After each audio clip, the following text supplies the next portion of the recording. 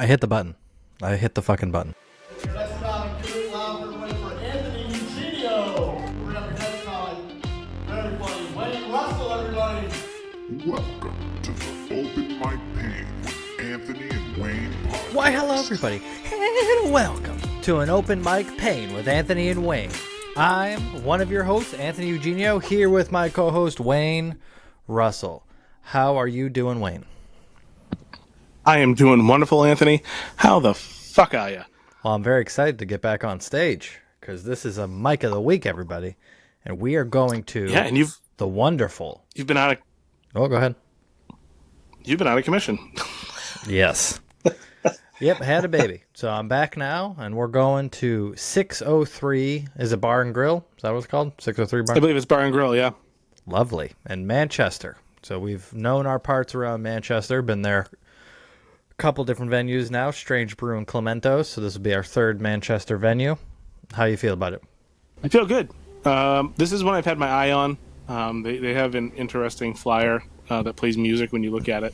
Always catches my eye, and it's one that we were actually going to go to. I think the night we went to Tavern at the End of the World, we were going to go to Manchester, 603 Bar and Grill, and I found out last minute that they were closed down because they had something going on the following week. So, take two. You, sir, are muted. I hit the button. I hit the fucking button. Yeah, Apparently you did. They can... I didn't hit it strong enough. No. So what are you doing tonight at 6:03? Well, tomorrow night. I've been thinking about this a lot. I think I'm going to do my version of our Beekaki joke, which is not going to have Beekaki in it, but it's just the easiest way to describe it. I have that down to about 2 minutes and 10 seconds, I think. It's a long one. From there, I am going to do Richard the Gay Ghost again. I'm going to do a shortened version of it, just picking up with the tail end of it, which I think is the strongest part, and then adding on that part that I really wanted to do and haven't been able to because we keep getting cut down to 4 minutes. So I've been practicing that. I get to about 5 minutes and 7 seconds or so. So what if they cut down to 4 minutes again? What happens? If they cut down to 4 minutes, I'm going to do the Beekaki joke, and then I'll do some of the shorter jokes that I did from the last couple Mic of the Weeks. There you go. That's a good pivot. Yeah.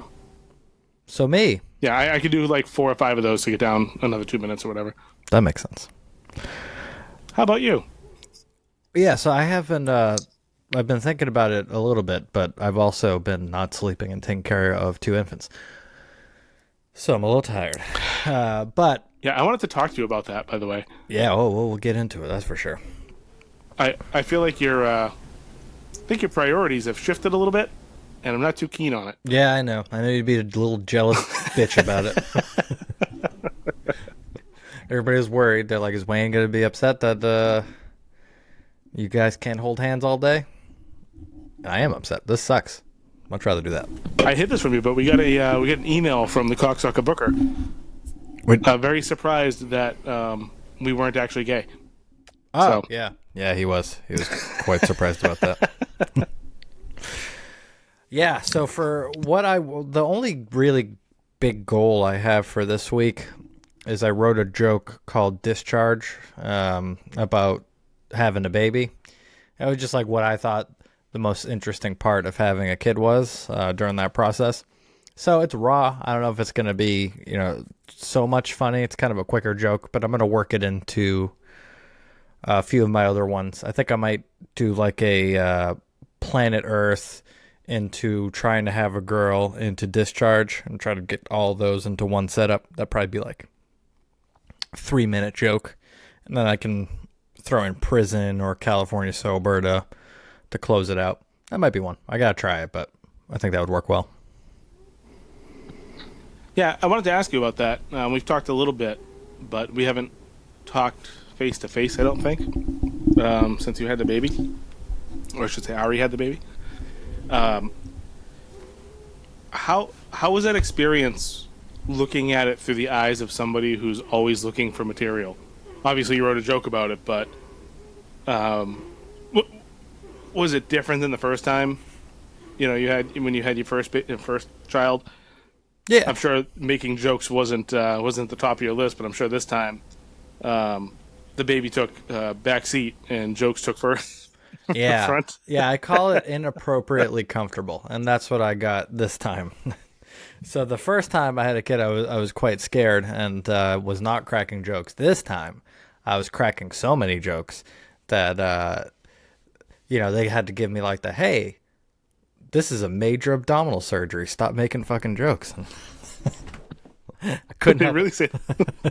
Do they really have that talk with you? No. But I was kind of, like that the whole time. So yeah, I kind of did that when my son was born. So my son was born C-section. So when they were finishing up with my wife, I was in the little room with my son, just minutes old, and they had a like an intern, I guess is what it was.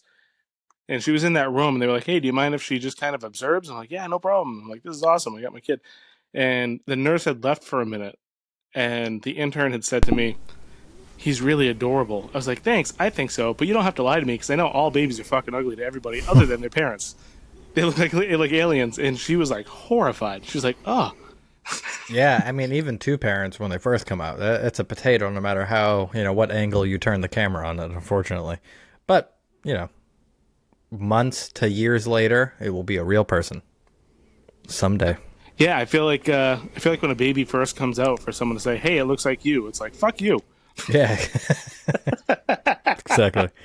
Looks like if you shriveled up like a raisin in the sun. Yeah, so I think we got 5 minutes at 6:03, so I'm going to have to, basically with no practice and a new joke, try to definitely nail, thread that needle. But it's exciting. I got to say, it took only 1 week off, but that 1 week when you went to One Broadway Collective, I was jealous. I wanted to get out there. Yeah, I couldn't...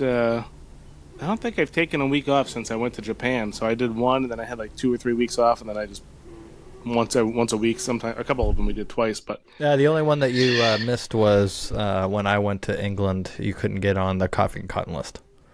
Oh, that's right. I forgot about that. That was too early on for it to make really much of a difference. But I was bummed, but I feel like I would be way more bummed now. Yeah, I'll be bummed this week if we don't do it. That's for sure. Like I said, I did stand up for the doctors. That's how much I was missing it. Well, the nice thing here is I think this is a later mic. I think it starts at 9. I think list might go up at 8 or 8:30 or whatever. So we should be able to get there in time to get our names on fairly early, and not have to stick around till midnight.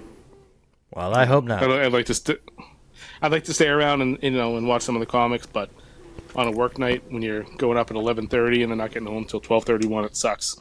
Yeah, it sure does. I'm going to try to thread the needle again to get home for 12 so I can feed this little gremlin. Yep.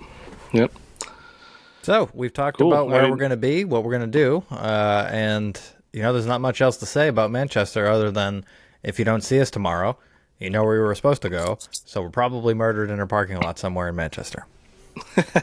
That's the more likely scenario.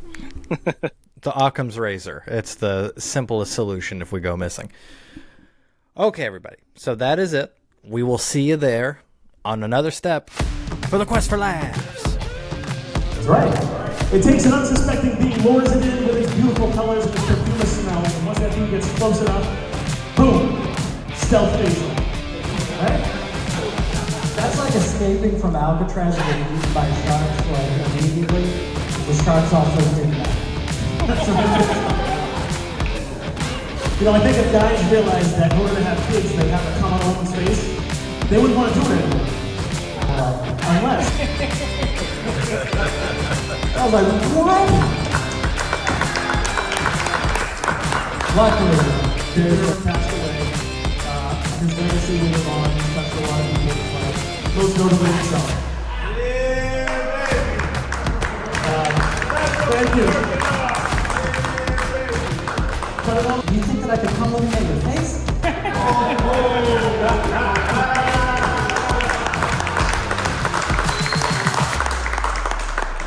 But in all seriousness, always to be great. I'm a little concerned for mispronouncing your name the whole time. I've never heard anybody moving on from here before.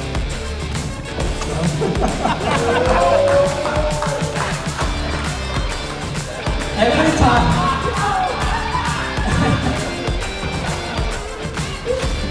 Every time I do that joke, somebody says a different version of ass to me that I haven't heard. But he's 100% right. It's their ass, everybody. Give it up for him. All right, guys, thank you very much.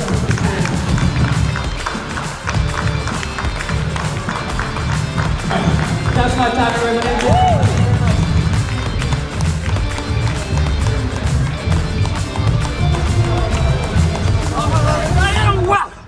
To an open mic pain with Anthony and Wayne. We're here in Manchester at the 603 Bar and Grill after our set. I'm here with my co-host Wayne Russell. How you doing, Wayne? Doing pretty good. I feel like tonight went really well. I think it was a cool spot. We can get into that. How are you doing? I'm doing all right. Doing all right. Good. Yeah. This was Manchester. So if you know anything about Manchester, this is where the monsters lay. And so we've met a couple monsters tonight. That's for fucking sure. I'm sure we'll get into it. Yeah. So this is one that I've wanted to do for a long time. Yep. I've seen all of the flyers on Facebook. It has the music and everything, catches your attention. We were going to do this. I think we mentioned this in the pre-show that we were going to do this the night we went to Tavern at the End of the World. But it got canceled because they had something going on the next week. I don't know, some big long thing. But here we are tonight. And overall, I think it was good. I have a couple qualms. One of which was the flyer says list at 8:30, show at 9. Don't believe that. List is like 9 o'clock, show at 10. Yeah, That's not a huge deal. You know, maybe 9:30 even on the list. Yeah, it might have been a little later. Not a huge deal if you have the night out and you want to go and you want to hang out. That's great. But for us, where we're really trying to figure out childcare when our spouses get home from work or whatever it is that lets us get out of the house on time, knowing that you have that extra hour could be a really big deal for someone like us. Yeah, or the fear of, do you even have the extra hour? What if you show up next time and they actually put the time out when they said it was, and then you're late and then you get fucked that way. Yeah. So lots of fuckery to not be punctual. But at the same time, I think this one's a little bit more of a relaxed open mic because it seems like there's a lot of regulars that go to it. So that's probably just how they roll. Probably just how they roll. So this set tonight was my first set back from having a baby, which I was very excited to get out of the goddamn house, I tell you. And I did a joke about that experience, which I think was pretty good. You know, for the first time 8 days ago, having a baby, writing a joke about it. Thought it did pretty all right. And then I tried a couple of my other staple jokes. First applause breaks I ever got. You got some too. So they were really good. The crowd was awesome in that regard. You know, The crowd was extremely supportive. I loved that. yeah. I felt like a fucking superstar. You know, one of the things was Juan, the host. He was great. His energy was really up there. He really wanted everybody to have a good time. Yeah, playing the game injured too. He was injured, yeah. He really did that well. He wanted to make sure everybody was having a good time. He was super friendly. He didn't time anyone, which I didn't really notice, which kind of fucked me up, which is fine. But I did what I knew was 5 minutes, and then at the end I didn't see a light. And I was like, Yeah, you forgot your set and technically didn't forget your set. I've never seen that before. yeah, I did not forget my set. I did it perfectly the way I wanted to, and then at the end, when I didn't see a light or I didn't see him coming up to the stage, he was eating chicken wings. I went. He was middle of the chicken wing. He was middle of the chicken wing. I was like, I don't remember what my next joke was, so I wrote it down beforehand because, you know, just because, and I opened it up. I was like, I did all of this shit. That was 5 minutes, was it not? And Juan looked at me and goes, no, keep going. You're good. I was like, oh, okay. So I got one more joke in, which is really cool. Yeah, that's cool. And that was one of the applause breaks. Everyone's like, yeah, fucking go. Yeah. That was fun. I really like the energy here. Yeah. I did. It was cool. One thing that really brought me down, there were 3 people from Florida. 3 Florida men. And boy, did they want us to sell them drugs.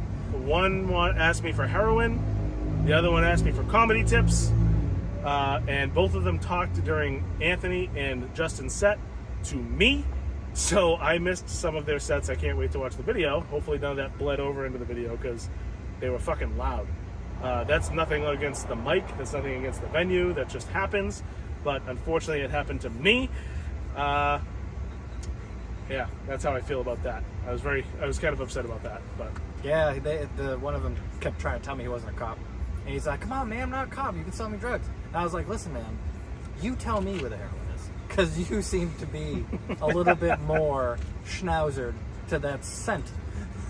yeah. But I don't know. So for all the fuckery of this place, the lateness of it, the crackheads trying to get us to sell them crack, and the crackheads who performed, all of those things happened tonight. And there's a charm to this place that made me have a great time. I had a blast. Yeah. And one of the things that really was awesome, because we got there early, because we wanted to make sure we were up nice and early on the list, which, props to this. I was 4th, you were 5th, Justin was 6th. Aside from Tempo Bistro, where there were 6 people, that was the first time that's ever happened. Oh, yeah. We were That was early on. really nice. Unfortunately, it didn't happen at 9 o'clock, so we could have been home and in bed by now. But Sure could have. but the cool thing about it was we got there early, and we met up with Justin. We met up with Dan. Yeah. Owen showed up, so we got to have like some nice conversation about all things comedy before anything happened. It's not like we got there and the mic was like boom. We had some nice quality time with some other comics, which was really, really nice. Yeah, and y'all know by now Justin George, great comedian. He went up tonight. Dan Cronin, we haven't had him on the show yet, but we're gonna, Dan. You fucking We're bitch. coming for you, We're coming motherfucker. for you. So Dan will be on the show at some point soon. And he's great. So those people, Owen, obviously awesome. He's going to Chicago soon to tear up that scene. So I can't wait to, in a couple of years, hear how much better he's doing than us. So that's gonna be great too. Yeah. Young dynamo there. So yeah, I don't know, we talked about our sets. We did pretty fucking good. This place is great. Anything else you want to say about this guy? Yeah, so tonight was my first shot at our Exhibit B, Yes. which I think went pretty well. Yeah. I have to re-listen. Think so. Juan said he came up to me, he's like, hey, I'm going to do about 3 or 4 minutes, then I'm going to call you up. So Anthony's like, I'm going to go empty my little girl bladder. I'll be right back. Juan did like 45 seconds and then called me up. So we missed some of the video of the beginning of my Beekaki joke. But I think we're probably going to end up at One Broadway Collaborative at some point, just to get the really nice audio of those for the episode, right? Yeah. We'll do them back to back. You'll have to do the disclaimer to everybody that it's you're not stealing my material when you do it, or I'll have to, if you go first, say that I'm not stealing your material. So, But anyway. I will say, I think my version went pretty well. It was on par with yours from the safe, I think. Yeah, and it was very different. So It was extremely different. great way to, So. to do both. Yeah. Oh, so fuck yeah, we did it all, and this was certainly a very reasonable step in the quest for laughs.